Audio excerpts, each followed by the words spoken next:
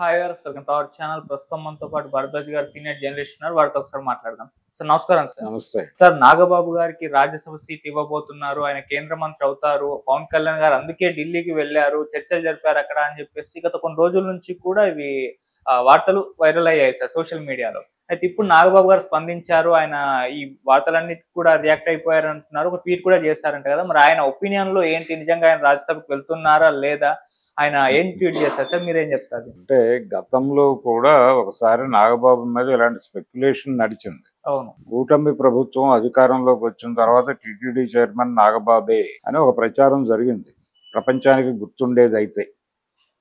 అయితే ఆ సందర్భంగా జనసేన పార్టీ ఆఫీస్లో క్యాడర్ను ఉద్దేశించి పవన్ కళ్యాణ్ గారు సుదీర్ఘ ఉపన్యాసం ఇచ్చారు. అందులో ఆయన స్పష్టంగా పార్టీ క్యాడర్కి, నాయకులకి, అందరికీ చెప్పింది ఏంటంటే, ఎవరికైనా ఏ రకమైన ఆస్పిరేషన్స్ ఉన్నా కానీ అవి నా చెవిలో చెప్పండి తప్ప మార్కెట్లో పెట్టకండి అని చెప్పాడు ఆయన. చెప్పి పరిస్థితులను బట్టి, అవకాశాలను బట్టి మనం పదవులు తీసుకుందాం, కానీ పదవుల కోసమే మనం ఉన్నాము అనేటువంటి ఇంప్రెషన్, ఆ డిస్కషన్ ప్రపంచంలో జరిగేలా చూడొద్దు, దానికి మీరందరి తోడ్పాటు కోరుతున్నాను నేను అని చెప్పాడు ఆయన ఆ రోజు.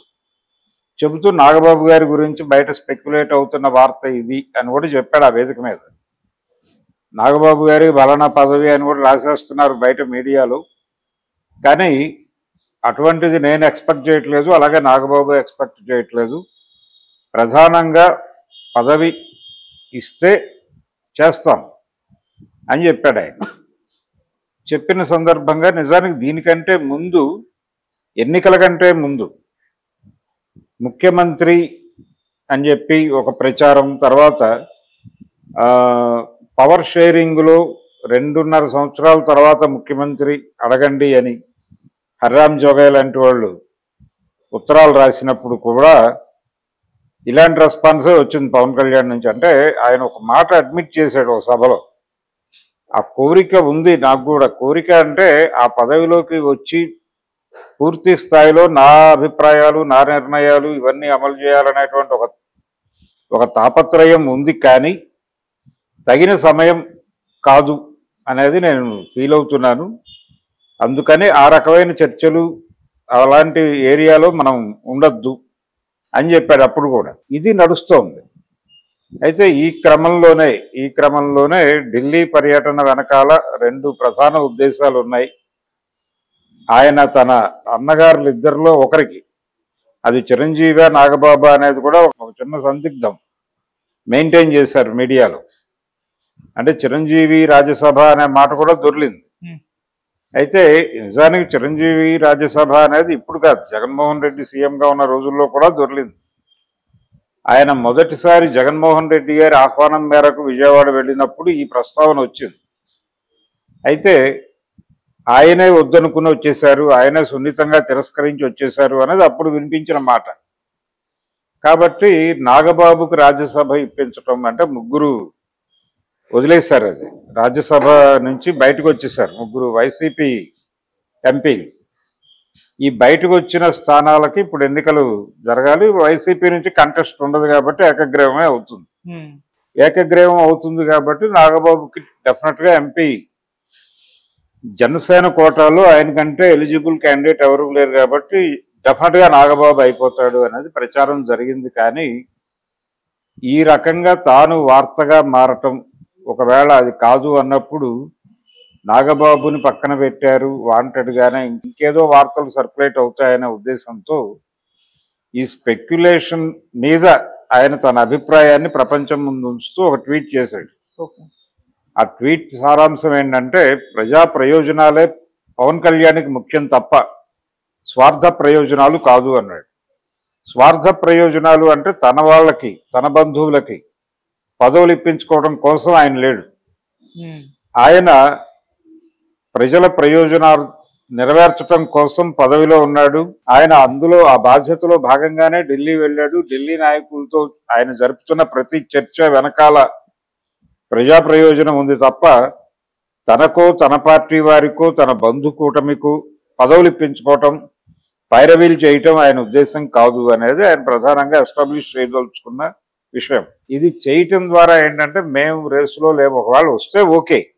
అయితే బయట ఏ లెవెల్ ప్రచారం జరుగుతుందంటే ఆల్రెడీ చంద్రబాబు గారు ప్రకటన చేశారు, నాగబాబు గారు కృతజ్ఞతలు ప్రకటన చేశారు అన్న లెవెల్లో వార్తలు రాజేస్తున్నారు సోషల్ మీడియాలో. సోషల్ మీడియాలో సర్క్యులేషన్ మాత్రమే కాదు, ప్రధాన స్రవంతి మీడియాలో కూడా ఆ రకమైన లీడ్స్ ఇస్తున్నారు. ఈ లీడ్స్ ఇవ్వటం అనేది రేపు పొద్దున జనసేన క్యాడర్ మీద ఎలాంటి ప్రభావం చూపిస్తుంది అనే ఆలోచన కూడా ఉంది వాళ్ళకి. అంటే ఒకవేళ ఇది కాదు అన్నప్పుడు వాళ్ళు ఎలా రియాక్ట్ అవుతారు, వాళ్ళ రియాక్షన్ ఈ మైత్రి బంధానికి ఏమైనా ఇబ్బందిగా మారుతుందా అనే ఒక ఆందోళన ఆ ట్వీట్లో కనిపించింది. అందుకని మనం హై ఎక్స్పెక్టేషన్స్ ఇవ్వద్దు ఎవరికి. అంటే సినిమా భాషలో చెప్పాలంటే హై ఎక్స్పెక్టేషన్స్ ఒక్కొక్కసారి సినిమా డిజాస్టర్ అవడానికి దారితీస్తాయి. ఇలా ఎక్స్పెక్టేషన్స్ క్రియేట్ చేయటం అనేది ప్రమాదకరం, ఒక్కొక్కసారి ఆత్మహత్య సదృశ్యంగా మారుతుంది అనేది సినిమా వాళ్ళు జనరల్గా చెప్పుకునే సూత్రం. దాన్ని రాజకీయాలకు అన్వయిస్తే ఈ స్పెక్యులేషన్ క్రియేట్ చేయటం ద్వారా క్యాడర్ మొరల్ దెబ్బతినే ప్రమాదం ఉందా, అందుకని ఈ రకమైన వార్తలు మనం మాట్లాడద్దు, ప్రచారాన్ని కూడా ఆపుదాం, కాన్షియస్గా ఉందాం అనే ఒక ఉద్దేశంతో మేబీ పార్టీ నుంచి వచ్చిన అభిప్రాయం మేరకు ఆయన ట్వీట్ చేసి ఉండొచ్చు, లేదు తనంతట తానే స్వయంగా ట్వీట్ చేసి ఉండొచ్చు. ఏది జరిగినా కానీ ఆ ట్వీట్ చేయడం వెనకాల ఉద్దేశం అయితే ఇదే. ఇప్పుడేదో హడావిడి పడి దాన్ని వీళ్ళు ఏమీ మాట్లాడకుండా ఎక్నాలెడ్జ్ చేసి, అంటే మౌనంగా ఉండటం ఎక్నాలెడ్జ్ చేయటంగా మారుతుంది. మారిన తర్వాత తీరా ప్రకటించిన లిస్టులో ఈయన పేరు లేకపోతే క్యాడర్ ఇంకోలా అనుకుని కూటమిలో తనతో మిత్రత్వంలో ఉన్నటువంటి పార్టీల మీద నెగిటివ్గా మాట్లాడటం మొదలైతే కింది స్థాయిలో అది ఇబ్బందికరం. ఆ ప్రమాదాన్ని ఆపడం కోసం ఆయన ట్వీట్ చేశాడు. ఈ యాంగిల్లో చూస్తే ప్రస్తుతానికి ఇంకా సందిగ్ధం అయితే కొనసాగుతోంది. ఉండొచ్చు, అంటే నాగబాబు పేరు ఉండొచ్చు, దానికోసం ఢిల్లీ పర్యటన చేయక్కర్లేదు, అది లోకల్ లెవెల్లో సెటిల్ చేసుకునే విషయమే. నేరుగా చంద్రబాబుతో మాట్లాడే అయిపోయే విషయం. ఢిల్లీ నుంచి ఫోనులు చేయించుకోవాల్సినటువంటి సందర్భము పరిస్థితి అయితే లేదు. ఈ మధ్య వాళ్ళిద్దరి మధ్య మైత్రి బాగానే ఉంది, ఆ మధ్య కొంచెం స్ట్రైన్ అయినట్టుగా, పర్టికులర్గా ఆయన హోంమంత్రి మీద చేసిన కామెంట్స్ ఆ నేపథ్యంలో కొంత గందరగోళం వినిపించింది. కానీ అప్పుడు కూడా చంద్రబాబు నాయుడు గారు చాలా సంయమనంతోనే వ్యవహరించాడు, దాని మీద ఎక్కడ ఆయన ఓపెన్ గా మాట్లాడలేదు. కాబట్టి ఆయన రెస్పెక్ట్ చేస్తున్నాడు. స్టిల్ ఆయనకే అవసరమై, ఆయన కూడా ఇప్పుడు ఏదో తేల్చేసుకోవాలనే మూడ్లో లేడు. ఆ తేల్చేసుకోవాలనే మూడ్లో అటువైపు కనిపించని కూటమి నాయకత్వం భారతీయ జనతా పార్టీ నిర్వహిస్తోంది. సో భారతీయ జనతా పార్టీకి కూడా అలాంటి అభిప్రాయాలు ఏమీ లేవు, వాళ్ళు కూడా చాలా లిబరల్గానే వెళ్తున్నారు. ఈవెన్ మహారాష్ట్ర ఎపిసోడ్లో కూడా మనకు ఆ లిబరల్గా వెళ్ళటం అనే ధోరణి కనిపిస్తోంది. అందుకని ఢిల్లీ వెళ్ళి వాళ్ళతో ఏదో ఫోన్లు చేయించాల్సిన అవసరం లేదు. చాలా స్ట్రైట్గా ఆయన చంద్రబాబుతో, అంటే ఇది మా ప్రపోజల్ అని చెప్పి ఇవ్వచ్చు. ఆ ప్రపోజల్ ఆయన అంగీకరించే ఛాన్సెస్ ఎక్కువ. అలా నాగబాబుకి ఎంపీ పదవి రాదు అని కూడా లేదు. అది అధికారికంగా ప్రకటితమైనప్పుడు ఓకే.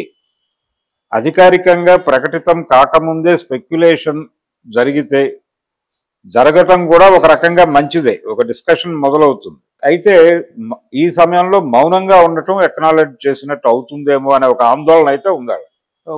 ఆ ఆందోళన మేరకే ఆ ట్వీట్లు, ఆ గొడవ అంతా. అది ఈ ట్వీట్ వెనకాల ఉన్న కథ.